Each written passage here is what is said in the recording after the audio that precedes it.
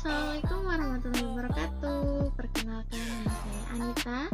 Saya adalah mahasiswa Tetris Bahasa Indonesia kelas A semester 5 IAIN Syekh Nurjati Cirebon dengan nomor induk mahasiswa 1908110027. Di sini saya akan memaparkan apa itu model pembelajaran kooperatif.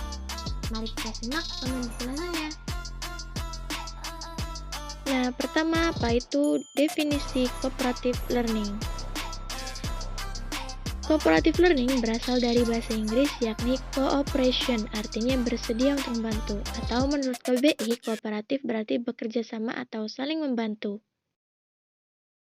Pembelajaran kooperatif, rangkaian kegiatan belajar yang dilakukan oleh peserta didik dalam kelompok untuk memudahkan tercapainya tujuan pembelajaran.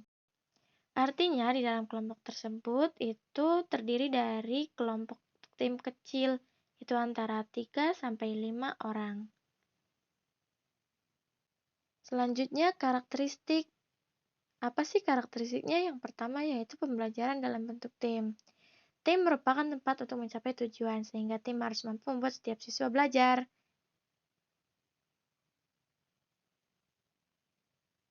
Selanjutnya, yang kedua yaitu memiliki prinsip manajemen kooperatif.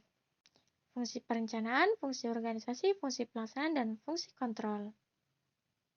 Yang pertama, fungsi perencanaan.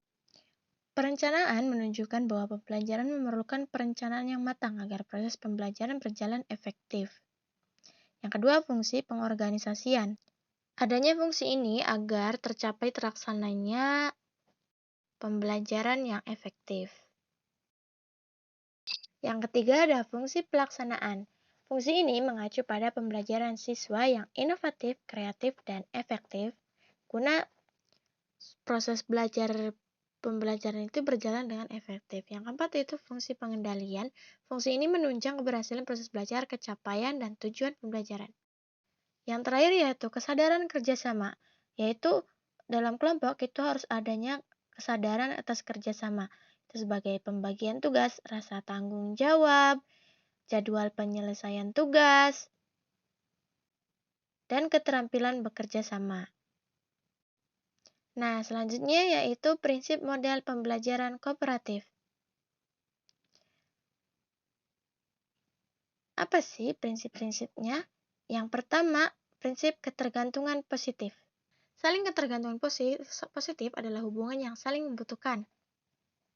Ketergantungan positif adanya interaksi promotif yang memungkinkan sama siswa yang saling memberikan motivasi untuk meraih hasil yang optimal.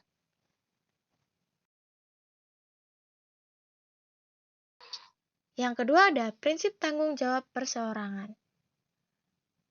Nah, rasa tanggung jawab ini harus ada di setiap orang. Karena rasa tanggung jawab ini guna terlaksananya pembelajaran kooperatif. Nah, yang ketiga ada prinsip interaktif, tatap, dan muka. Nah, interaksi, tatap, dan muka ini dalam pembelajaran kooperatif itu sangat penting ketika melakukan offline ya, guna tercapainya pembelajaran yang inovatif kreatif. Yang keempat yaitu ada prinsip partisipasi dan komunikasi. Prinsip partisipasi ini, perseorangan harus ikut andil dalam prinsip ini dengan tujuan untuk setiap anggota itu memiliki ide, gagasan, dan pikirannya ke dalam kelompok tersebut. Prinsip yang terakhir yaitu ada evaluasi proses secara berkelompok. Dalam hal ini perlu dijadwalkan khusus untuk mengevaluasi proses kerja kelompok dan prinsip kerja sama antar teman, agar setiap diskusi lebih efektif lagi di lain waktu. Selanjutnya akan dibahas kelebihan dan kekurangan cooperative learning. Apa saja sih kelebihan dan kekurangannya? Yang pertama yaitu kelebihan model pembelajaran kooperatif. Kelebihannya yaitu yang pertama, siswa dapat berperan aktif dan mengeksplor dirinya sendiri. Yang kedua yaitu siswa belajar bertanggung jawab. Artinya, siswa lebih ada sikap bertanggung jawabnya. Nah, yang ketiga yaitu siswa dapat belajar arti perbedaan. Model pembelajaran kooperatif membantu siswa tidak membeda-bedakan satu sama lainnya. Yang keempat yaitu siswa dapat menghargai diri sendiri. Artinya di dalam kelompok tersebut kita bertanggung jawab dan menghargai diri kita sendiri. Selanjutnya yaitu kekurangan model pembelajaran kooperatif. Yang pertama yaitu menuntut siswa tertentu pada siswa. Hal ini akan bertentangan pada sifat siswa itu sendiri. Nah, yang kedua yaitu fasilitas harus memadai. Fasilitas itu berpengaruh akan proses pembelajaran. Yang ketiga yaitu topik pembahasan tidak fokus satu titik. Dalam hal ini, topik pembahasannya itu meluas, sehingga tidak hanya satu titik saja. Yang keempat yaitu mengakibatkan beberapa siswa menjadi pasif pada saat diskusi. Siswa akan lebih diam, cenderung diam, dan berdiskusi. Selanjutnya, bagaimana sih implementasi cooperative learning ini? Baik, simak penjelasannya. Sebelum seorang guru masuk ke kelas, guru tersebut harus sudah menentukan topik yang akan dibahas. Ya, contohnya dalam pembelajaran sosiologi ya. Dengan judul misalnya yaitu topik kenakalan remaja akibat dari broken home yang masuk ke dalam materi pokok perilaku menyimpang. Siswa akan memaknai lebih pembelajaran dengan adanya topik tersebut. Di dalam kelas, guru memberikan stimulasi terkait topik yang dibahas menggunakan media PowerPoint.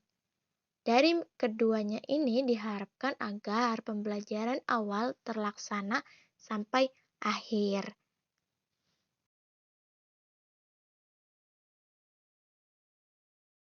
Dengan adanya tersebut, siswa akan lebih terarah pembelajarannya.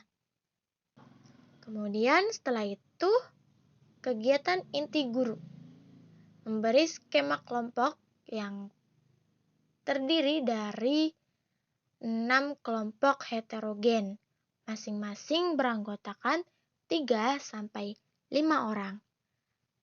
Nah, kelompok heterogen ini bertujuan agar siswa berbaur satu sama lainnya.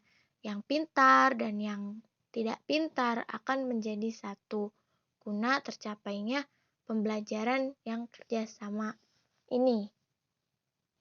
Kemudian, guru akan membagi lagi kelompoknya menjadi 3 kelompok pro dan 3 kelompok kontra, supaya terjalinnya prinsip partisipasi dan prinsip kerjasama dan komunikasi. Nah, proses pembelajaran ini akan berjalan lancar. Guru hanya mengarahkan saja siswa yang berperan aktif di dalam kelompok-kelompok tersebut. Selanjutnya, setiap kelompok berdiskusi dengan mendiskusikan permasalahan sesuai identitas kelompoknya. Guru memberi waktu 25 menit. Dan setiap kelompok tersebut akan bertukar pikiran satu sama lain dan memberikan saran dari kelompoknya ke kelompok lain. Jadi kelompok itu aktif, tidak monoton dan berbaur dengarnya yang lain, kelompok 1 dan kelompok 2. Dan seterusnya. Guru akan memberikan sebuah pertanyaan pada tiap-tiap kelompok tersebut. Nah, di mana topik tersebut akan disajikan sebuah artikel, dan artikel tersebut dengan judul Dampak Anak Broken Home. Nah, dari topik tersebut, para siswa itu akan berdiskusi mengenai topik tersebut dan bertukar pikirannya setelah aktif. Kelompok selanjutnya yaitu guru mempersilahkan kelompok menyampaikan hasil diskusinya, kemudian kelompok lain akan menyimaknya, memberikan tanggapan dan memberikan saran. Selanjutnya di sela-sela waktu itu memberikan ice breaking berupa tebak gambar dan jelaskan singkat. Nah, apa sih itu? Nah, itu semua kan dicantumkan yaitu teori labeling misalnya. Pak, nah dari gambar tersebut seorang siswa itu dicemooh ya. Dia tuh akan menjadi bad dan worthless, boom dan lazy. Tuh seperti itu. Ice breaking ini guna membantu siswa tidak bosan di kelas ya ketika berdiskusi.